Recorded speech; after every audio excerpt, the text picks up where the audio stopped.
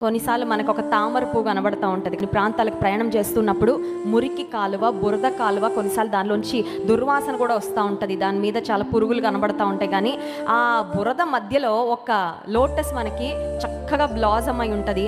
ఆ లోటస్ మీద కానీ, ఆ లోటస్ యొక్క ఆకు పైన కానీ మనకు ఒక్క చిన్న మలినం కూడా కనబడదు. ఆ తామర పువ్వు ఎంత భయంకరమైన పరిస్థితిలో అది ఎదిగినా అది మాత్రం చాలా అందంగా, చాలా చక్కగా, చాలా నిర్మలంగా, ఆ మురికిని అంటించుకోకుండా చాలా చక్కగా ఆ పుష్పము ఉన్నట్లుగానే ఈ లోకంలో మనం జీవిస్తున్నప్పుడు కూడా లోక పరిస్థితుల ప్రభావము మన మీద పడకుండా దేవుని యొక్క ఇన్ఫ్లుయెన్స్లో, దేవుని యొక్క ప్రభావంలో, దేవుని యొక్క వాక్యంలో మనం ఎదుగుతూ ఉన్నప్పుడు మన చుట్టూ ఎలా ఉన్నా కూడా అవి మనల్ని ఇన్ఫ్లుయెన్స్ చేయలేవు, అవి మన మీద ప్రభావాన్ని చూపించలేవు.